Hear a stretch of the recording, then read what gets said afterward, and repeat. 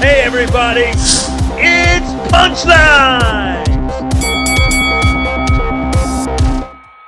Welcome back to another episode of Punchlines with Shay McMurdo. I am he. We are the official podcast of Adams Boxing, and we are joined today by one of our best brand ambassadors, one bright rising star in the sport, and he is the nephew of one of the greatest fighters to ever walk the planet, none other than Canelo Alvarez himself.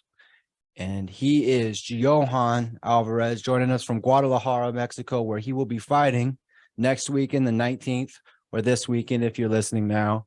And thank you so much for coming on, man. I'm beyond honored. How are you doing today? I'm doing great, man. Thanks for inviting me. It's a pleasure to be here.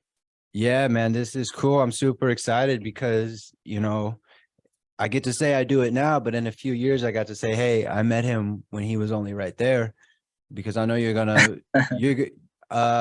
I've seen your uncle's face on the side of many casinos in my hometown of Las Vegas, and I can't wait to see yours there as well. And especially because you're an Adams ambassador.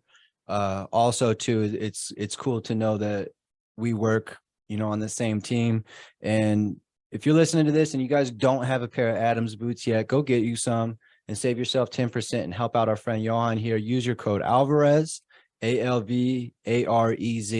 That'll get you a 10% discount on all products on the site, and it'll help out our future champion that we have with us today. How's camp going? Because I know you got a fight coming up, and how's your weight and everything? Oh, it's been great, man. Camp has been, as always, really strict. I've been training really hard for this fight, and weight is going good. I only have a couple pounds left to go down, but it's going really good. I feel amazing. I feel really strong, and it's gonna be a KO night. You predicting a KO? Oh yeah, for sure. Absolutely. This is fight number what for you? 10. As a professional. This is your 10th fight as a professional. 10th fight, yes. So I kind of have a question too, because you're still young in the sport and you're a young guy in general.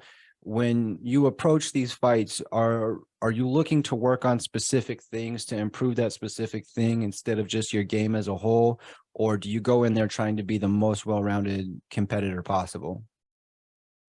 Well, I actually try to improve a lot of things, not just one thing. Because in training camp, I don't really have certain opponents to if I know if he's a southpaw, or I don't know anything about my opponent, so I just go in there and try to work everything I know and improve things in the ring. I don't know, my distance, my head movement, my counter punching. I try to work all those things and look better in every fight. And I think that's what is happening right now, because if you see my first fight and then my 9th fight, which was my most recent fight, it's a complete different Johan Alvarez, which I'm really happy because it's going in a good way, not in a bad way, and I'm improving a lot of things and I'm growing as a fighter, and I think that's really amazing.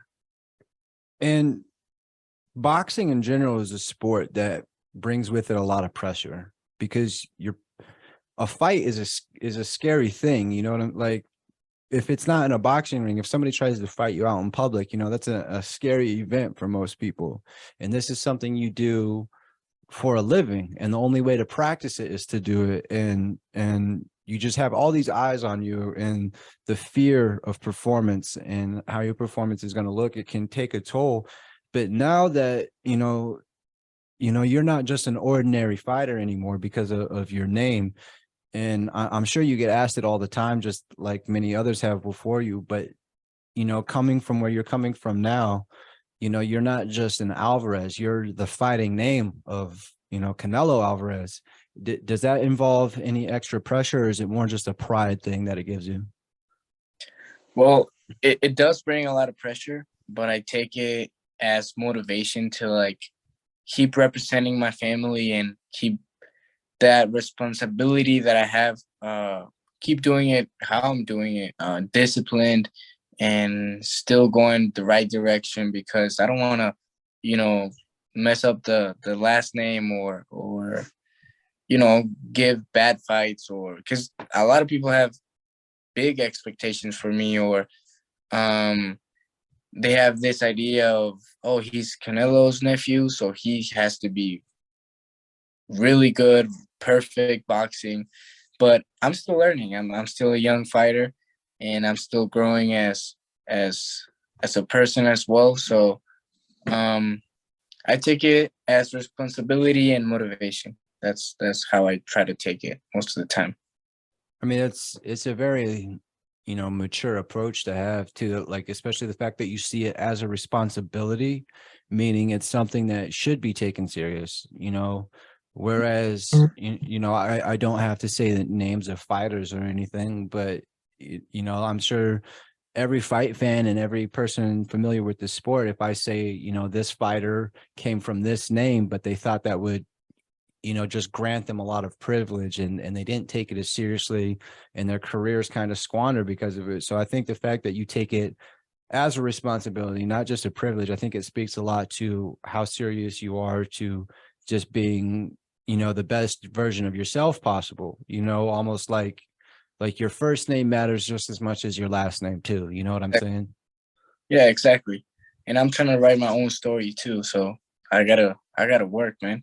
Right. And one of my best friends, Joey Barrero, he's the nephew of Felix Trinidad, and he has to deal with the same thing, like a lot of pressure on him. And, especially from the Puerto Ricans right now, because they're missing like a big face in the sport. But for you, coming from a Mexican background, you guys will never be short of stars in the sport. It's so is that just another thing to be proud of? Another thing that you love taking in the ring with you is your Mexican heritage as well? Oh, for sure, man. I'm really proud of you, Mexican, and to also have, because I want to have I want to be a legend in the sport and have my name in the history books of boxing, of Mexican boxing. So I think that's just really amazing for me, and I'm doing what I can to accomplish it. So yeah, I'm really proud of you, Mexican, and I'm gonna take my Mexican flag all the way to the big leagues. All the way up here to Vegas, to New York, everywhere, Heck yeah. overseas. I mean, and it's cool too because you're a lighter fighter. You fight at 130, and all of the lower weight classes, there's never any shortage of Mexican American, or even you know Japanese talent or overseas talent. Yeah, So, and it's always deep and it's always action packed. So you have the ability to really be in a lot of entertaining fights without having to move up too many weight exactly. classes. So you admit earlier that you're still working, you're still learning, and you're very comfortable with that. You're not trying to rush anything. But do you have goals set up for you? Like, do you have by a certain time you want to be at a certain point in your career? Yeah. Well, next year I'm gonna do two fights to end this year. So I'm doing one this Saturday coming up, and then one in December, which I'll be fighting my first 10 round fight, which I'm gonna be fighting for a belt. I think it's gonna be I don't remember what championship is, but it's gonna be an important fight for me. But next year I'm doing my pro debut in the US. So that's like like my goal for right now. Just make my debut in the US, and then probably in, like, I don't know.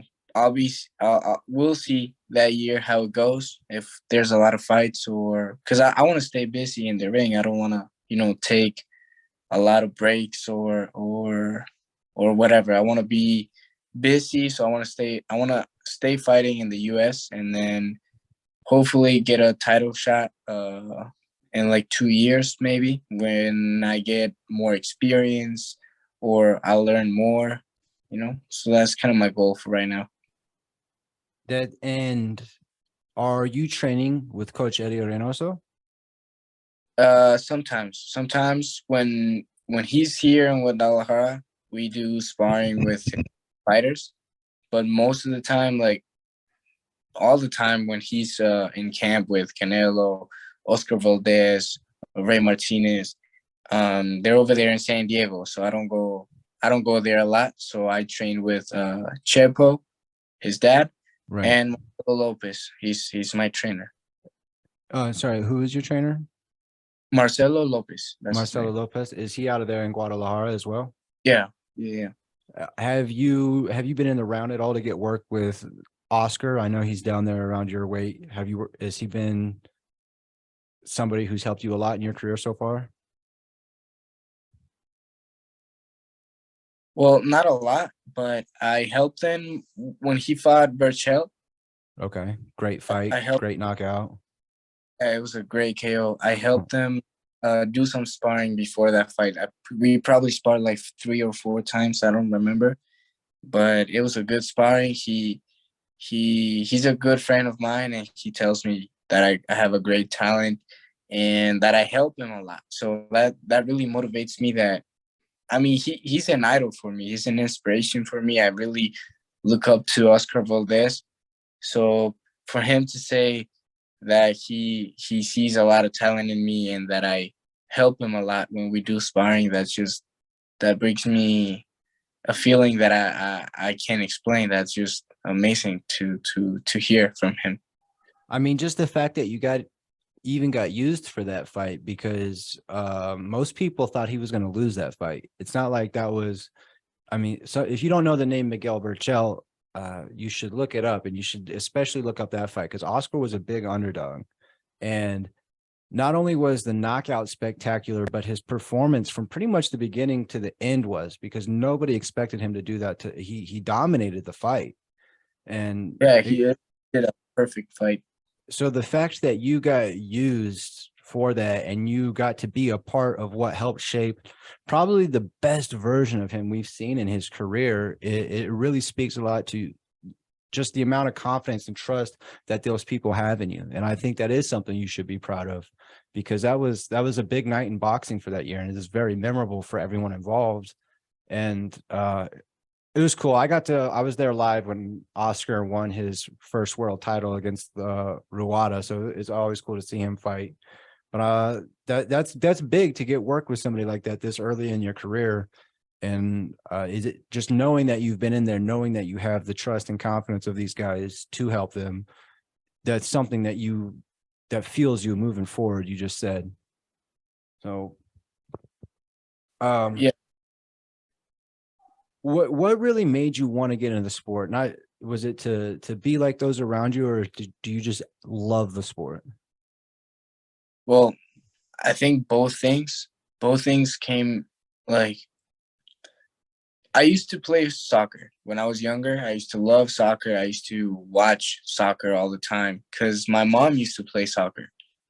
So I wanted to well, not everyone, but most people here in Mexico like soccer. So it's just like a normal thing to do to just get in the team and start playing soccer as when you're young. But I started going to my uncle's fights in Las Vegas, and I watched the Khan fight, Amir Khan versus him. And when I watched that KO, when he knocked him out, and everyone started screaming, and it was just it was a, I don't know, I felt like really happy and a lot of adrenaline in my body. So I was like, okay, I want to try that. Like, I want to feel how it feels to do that. So when I got home, I got in the gym. Nobody knew that I got in the gym because I didn't tell nobody, just my mom. And I started training. I got my first amateur fight, and I fought against the top two. It was the number 2 best of the state. I used to live in Minnesota. So he Okay. was 2 of Minnesota. And they started doing like articles and like I was in the newspaper Canelo's nephew against the top two of Minnesota. They wanted to sell the fight. A lot of people showed up. They got a lot of money from that. So we fought. I won. I gave him a beating. So it was just like that built me like confidence, Right. That gave me like I had confidence that I could beat the guy. But when I beat him, I was like, okay, I can really do this. I have talent. And everyone would tell me like, oh, you have talent. You look like your uncle when you're in there. So it just like built me confidence. And I was like, okay, I want to make it pro. So I talked to my dad and then he told me, if you want to go pro, if you want to make this a career, if you want to go seriously about this, you got to come back to Mexico because we can't help you over there. We don't have people in Minnesota. So I came back to Mexico and then I started training with Chepo Reynoso and Marcelo Lopez. And after a year of fighting amateur, I did probably like 31 fights, like amateur fights, in like a year and a half. So I was fighting like almost every weekend. After that, COVID happened and I got delayed. My pro debut got delayed, which was a good thing because my pro debut, I made it with Julio Cesar Chavez Sr. He fought in the same ring where I've had my pro debut, so that's really amazing. I think that's just crazy to me, but that's how boxing started for me.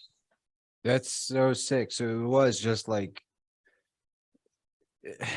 people who aren't fans of the sport will never understand because I get it all the time. Like people always ask me, like, dude, why are you such a big fan of boxing? And it's like you don't know how to explain to them because mine was when I was 5 and my dad, or I was 7. I started wanting to watch it when I was 5. But because my dad and grandpa were always talking about these boxers and everything like that. And I'd seen Rocky and I'd seen highlights on TV. And I wanted to watch it. And then the first really big fight I saw was Mosley versus De La Hoya 1. And it's like a big boxing fight has an energy to it unlike anything else in the world.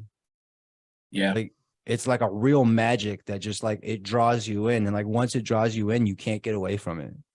Yeah. That's what happened to me. Yeah. And I watched that fight. I remember that whole fight card because Lemieux was on that fight card. Frankie Gomez fought Mauricio Herrera on that fight. Like I remember vividly that night because I had known who Demir Khan was since I was in high school. And I figured he was going to get knocked out. I figured your uncle was going to knock him the fuck out because he was so much smaller and gets knocked out all the time anyway. But then I did not know that Golovkin was going to come in the ring. I didn't know that Virgil Hunter was going to yell at your uncle's corner to fight Golovkin. And then Golovkin's just standing there. And then that was the same fight when they said in Mexico, we don't fuck around. And Golovkin, it just added fuel to one of the most historic rivalries. So I could see why that night like just drew you in because there was so much things that only boxing can bring to the world that happened that night. Yeah. Yeah, it was special. And it's crazy though that you said that people say you look like your uncle when you fight. And I do see the similarities like with your guard and your lead left hand. It's very similar to how your uncle fights. But your uncle never fought as low as a weight as you did. And the weight classes as they change, the styles change. So what do you do like that's different than how people would say your uncle does it? Well, people say I move more than my uncle did when he was younger because he was more like he was pure strength when he was young. Like he was pure strength. He was just going forward, throwing punches, and then he was strength. But what I do is I move my I have head movement. I counter punch. Like I'm a smart fighter. So people, have this like, okay, you move more than your uncle when he was younger. But I'm more down in weight because I mean, I can go up if I wanted to. Like my body gives me, I can get so big really fast, and that's just because of my genetics. My normal weight is about 66 to 68 kilograms. So that's like, I don't know how much that is in pounds. Dude, you could tell me it's 500 pounds and I'd believe you. I have no idea how kilos works. Let me Well, figure it out. I actually don't know how much pounds, but it's 64 to like 68 kilograms. That's my normal weight. And I go down to, okay, so 126 is 57.100 kilograms. So 126 is 57 kilograms. So I go down most of the time 9 kilos, 8 kilos. So that's a lot. Yeah, it's like 18 to 20 pounds, a little over 20 pounds. Yeah. And because I can do it, and I feel really strong in featherweight. That's where most of my knockouts are. So I feel really strong in featherweight, but I could go up if I wanted to, and I actually could go down one more from featherweight. I think it's super flyweight. Oh, 122? And yeah, 122. I could probably go down. I think 122 is just my limit. Or maybe featherweight is just now my limit because I grew, I got taller, and now my legs are bigger, my arms are bigger. So it's it's getting harder to make featherweight. But if I gotta go up weight, I'll go up weight. I don't have any problem with that. Is there a like a goal weight you would eventually want to get into? Do you have like aspirations of being like, lightweight champion is definitely something within the realm of possibility, but even Yeah. as high as welterweight, 147?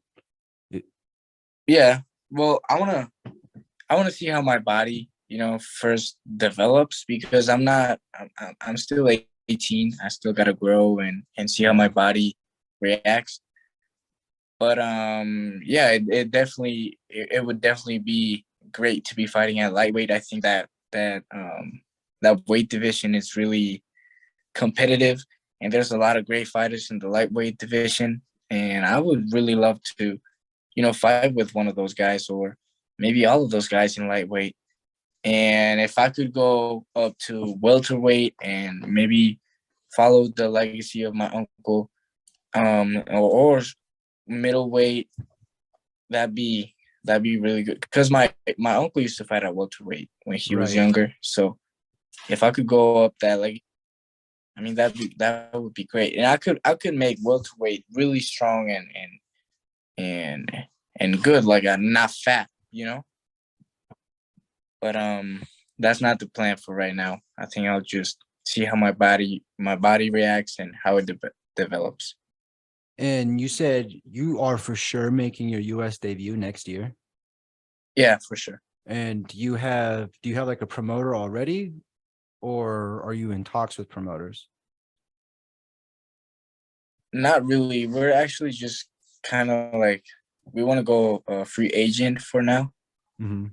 and maybe later on grab a promoter or like Top Rank or Matchroom Boxing, something like that. Right. Somebody with like one of the big four networks, like DAZN, Yeah, ESPN, yeah, Fox, Showtime. exactly. That's the Right. plan.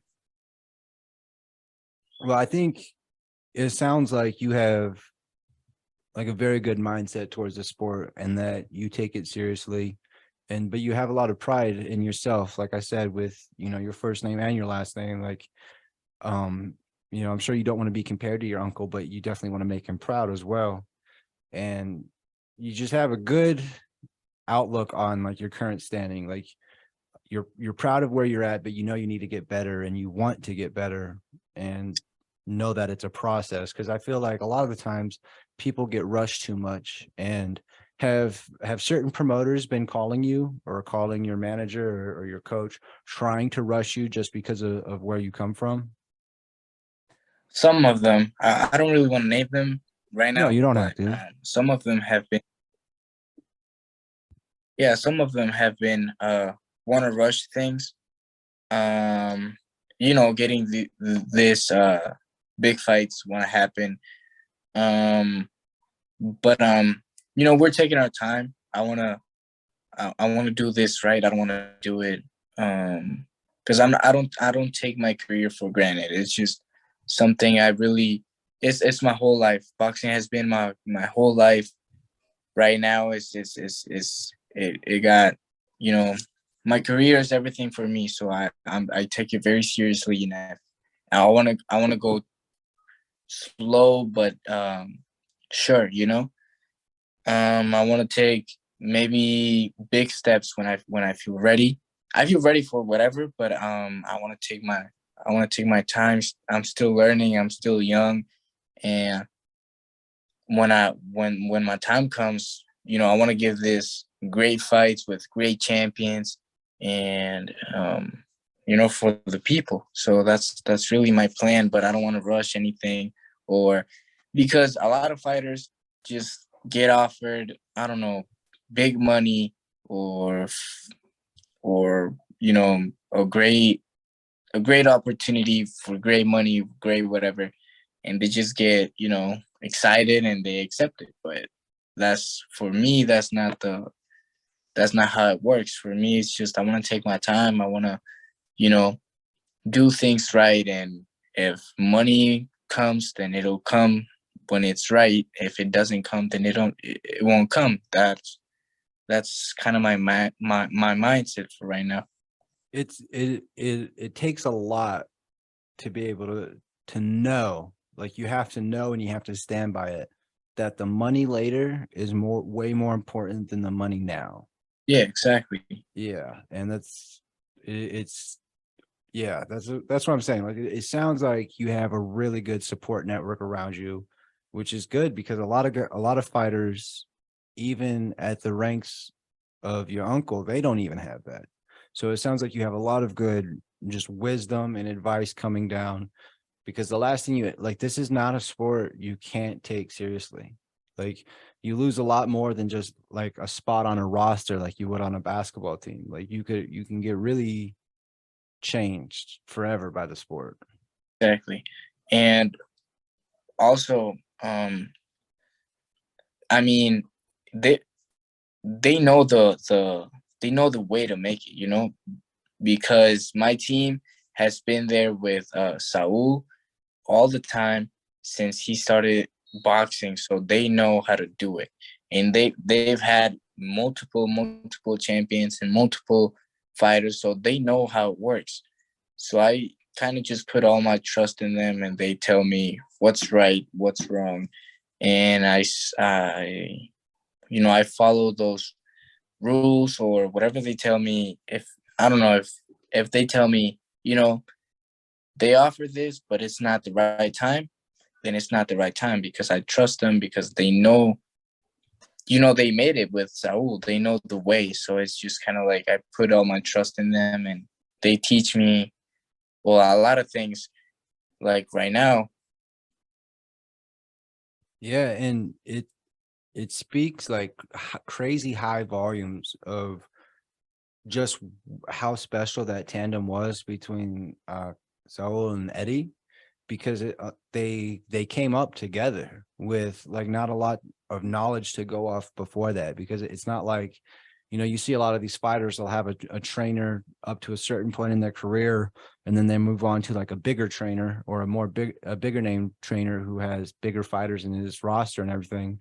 But they did everything together themselves and were still able, I mean, up until May of this year, their only loss was Floyd Mayweather Jr., who a lot of people consider the greatest boxer of all time.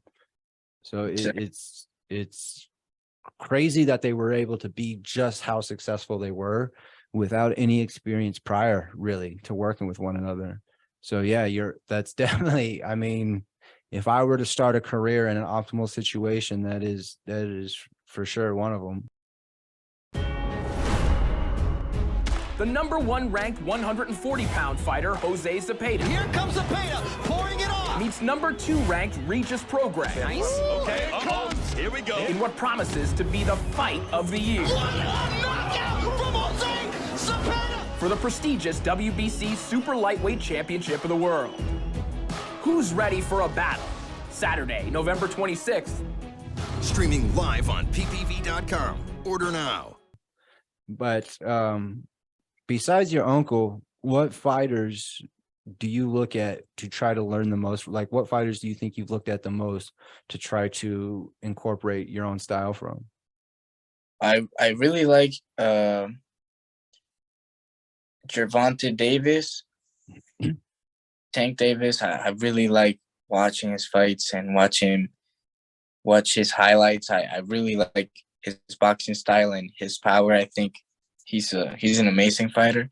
Shakur Stevenson, I think he has one of the best styles in boxing. I think he's not unbeatable, but he's really hard to like beat. I think that's one of my inspirations too, Shakur Stevenson. And I also like Jesse Bomb Rodriguez. Yeah. I really like him too. I think his style is just really fancy, really.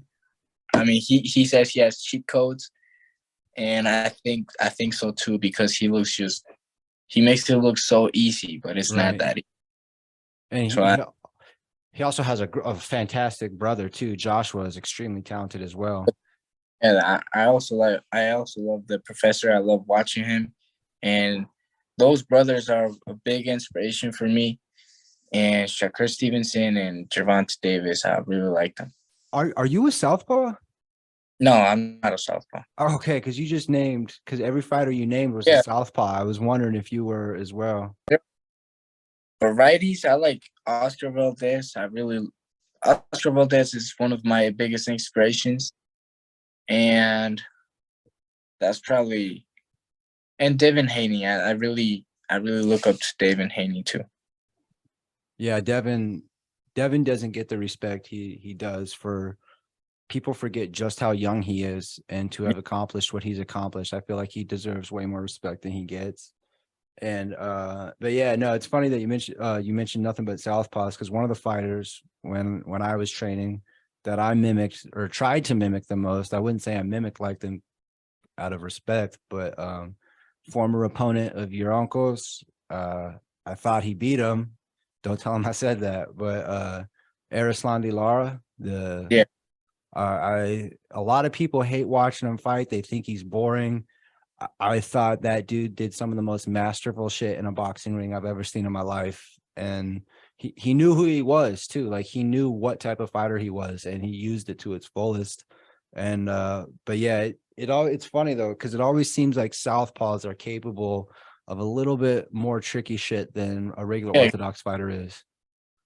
Yeah, I think southpaws are more complicated than right-handed fighters, but I mean, there's a lot of great southpaws. Manny Pacquiao, Oya. I mean, there's plenty more, but I think being southpaw is like it's not a bad thing, Yeah. I think if you're a good boxer and you're southpaw, then you have an advantage, I think.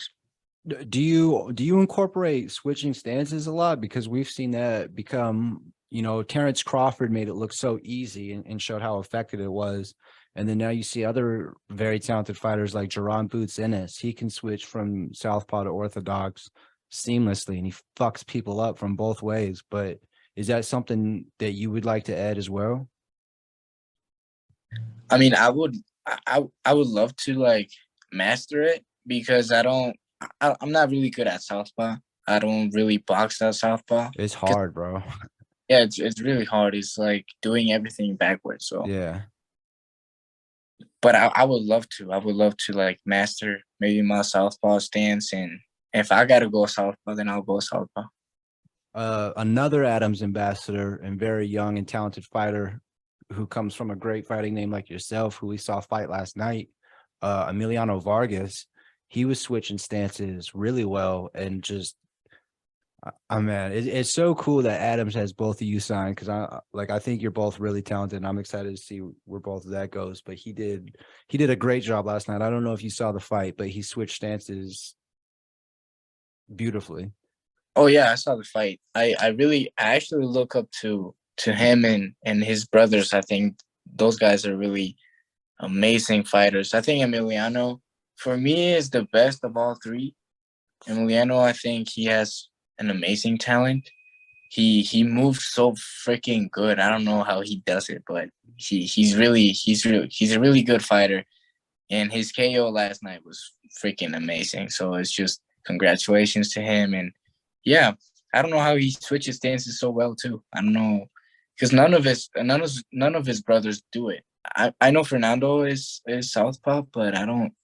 Amado Vargas is also right-handed, but he doesn't switch stances. So it's just like, I think that's just his thing, you know. No, yeah, and they are all three of them are very talented. All of But them. no disrespect to Amato or Fernando Jr. at all, but yeah, Emiliano is just the dude has like an extra just gift. They're all gifted, but he just got Yeah, like one extra one. But yeah, he's all I think all three of them are going to be big, but Emiliano has potential to be one of the biggest fighters in the sport, I think. yeah, I think. And but he does a good job. He does a good job switching. I used to try to do the Ketchel Swift, but like you said, it's like when you change, like I can throw punches okay from southpaw, but my head movement, it's like Yeah, you forget how to move your head when you switch. It's weird. But yeah, I shouldn't have said that because Carlos keeps trying to spar me. He's like 30 pounds heavier than me, but he's always wanting to spar me. So I gotta work on some shit. But Is he uh south? no, but I know that I would probably switch on him a little bit just to mess with him, but because I can switch stances really well. Like I'm very I copied actually Lara and Ugas a lot from it with the Cuban step back switch. Yeah, But it's just like I said, my head movement's so bad from southpaw that I forget sometimes. My yeah, footwork's okay, but my head movement's terrible. And if your head movement's bad, nothing, it doesn't matter how good anything else is. You know what I'm saying? exactly. Uh, and just I love asking all the fighters this too. And then I had another former opponent of your uncle, Kermit Cintron. He came on, and I always ask people, I was like, who's the best fighter you've ever been in the ring with, whether it be in an actual fight or even just in sparring? Who's the best person you've ever gone up against? And he was a welterweight, and Emmanuel Stewart made him spar Vladimir Klitschko. I'm like, God damn, bro. So yeah, yeah, that was my reaction too. But I'm gonna ask you the same thing. That dude. Oh yeah, he had like a six pack on his forehead. He was huge. He's like 6'6", 250, and like no fat on him. He was scary in shape. But who's the best person that you've competed against, whether it just be sparring or whatever? I mean, I'm My sure your uncle, but I mean, besides my uncle, yeah, because I know you've yeah. besides my uncle, because my uncle is the best fighter alive, in my opinion, and he's the best fighter I'll ever get in the ring with, in probably in the next, I don't know how many years, but in the next years, he's probably gonna be the best fighter I've been in the ring with. But besides my uncle, I think Oscar Valdez is the greatest fighter I've been there with in And sparring. and is there anyone else that people would know that you've been in there with also? Not really. It's just been fighters. They're really known here in Guadalajara. They're champions here in Guadalajara, but they're not known globally like Oscar Valdez or Saul. Okay. What's like, does your uncle have a way of like explaining boxing to where somebody just starting would be able to get what he's trying to tell them to do? I mean, he has his way of explaining things to you is just, well, his way of explaining things to me when I got in the ring with him, it was just like, if I dropped my right hand, he would just, you know, throw a left hook, kind of strong, not really strong because he would knock me out, you know. Yeah, yeah. but he would hit me kind of hard to like, you know, because if they just slap you or they just hit you softly, you're never gonna lift your hands up. But if you feel the punch, you're gonna lift your hands up. So that's just kind of his way of explaining things to me, kind of like punching me or showing me my mistakes. And after we got done sparring, he told me, you know, you got to do this, you got to do that. You should move more your head. I mean, a lot of things that he saw in the sparring that were wrong. So I don't know if he could like explain to someone just starting. I don't really think he would be that patient. But for me, that his way of explaining really taught me a lot of things. So, Yeah, I mean, I couldn't even imagine what it would be like to give, advice from someone who, like, I know he's one of the most hated on fighters in the sport, just because of the level he's at, and people will do anything to discredit him or take advantage. But you can't deny the fact that he's been a pound for pound #1 fighter in the world at some point. That actually happened. So to get advice from somebody like yeah, that, I can't even. It's like if you're a hip hop artist and Drake or somebody like that is giving you advice on what to do. It's like that magnitude of something. So yeah, exactly. but yeah, the fight I saw, I don't know the name of the guy you fought. He was wearing like red trunks with white, but that was the first fight I saw of you. It was this one here. I'm gonna hold it up to the camera for the fans to see. Oh yeah, that's my pro debut. Yeah, That's your pro debut. yeah, Yeah, that's my you move a lot like him, and your hand placement, your guard that's like, I didn't go in there trying to compare you to your uncle either. I just wanted to see how you looked, but I see his influence in you for sure. And it's cool because, I mean,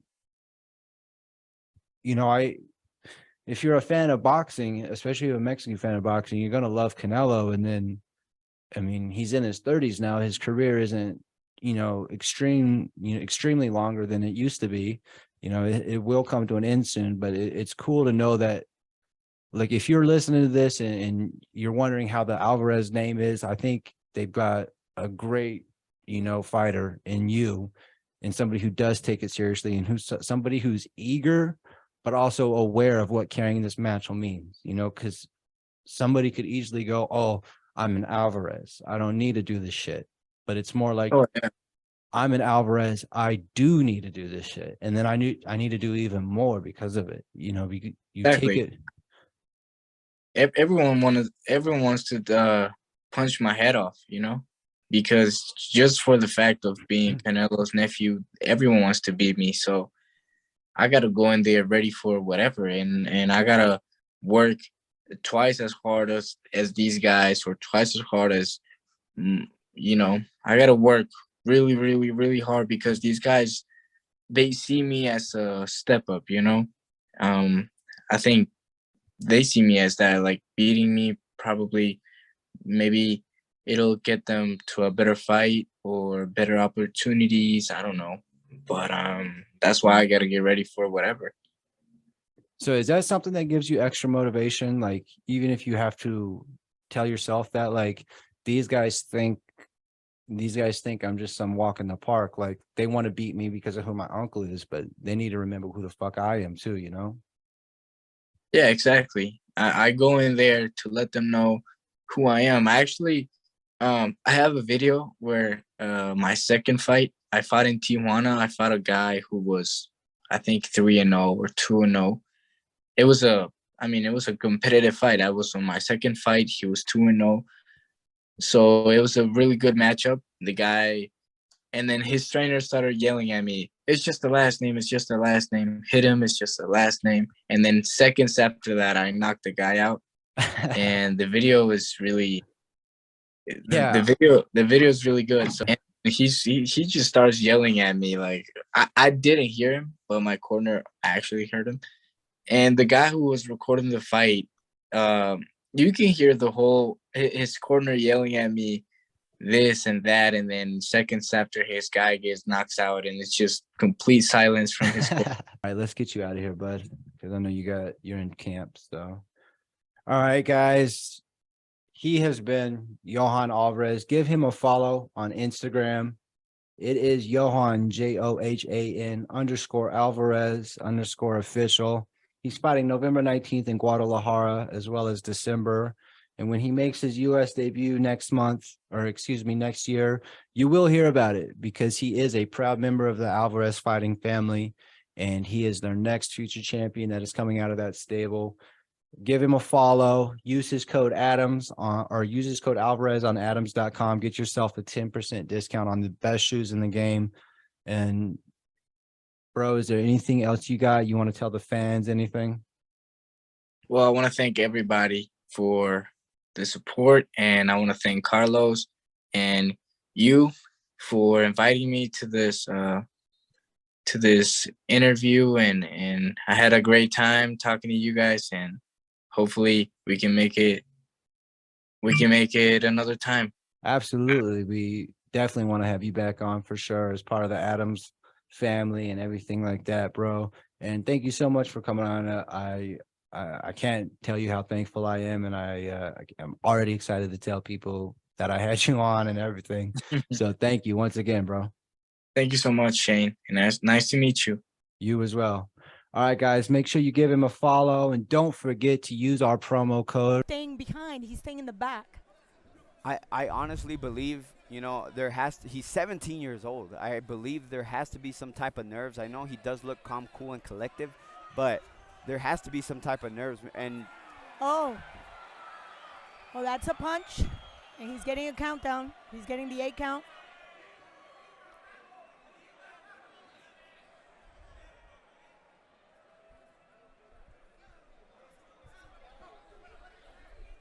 Eric is looking at the corner. Not much instructions coming from the corner. And those body shots, I think, is what's helping the land those hard head shots right now. Like Eddie explained to us, he's the type of kid that looks for the counter punch. That takes a lot of timing. And you just said that as he almost landed with the check hook there.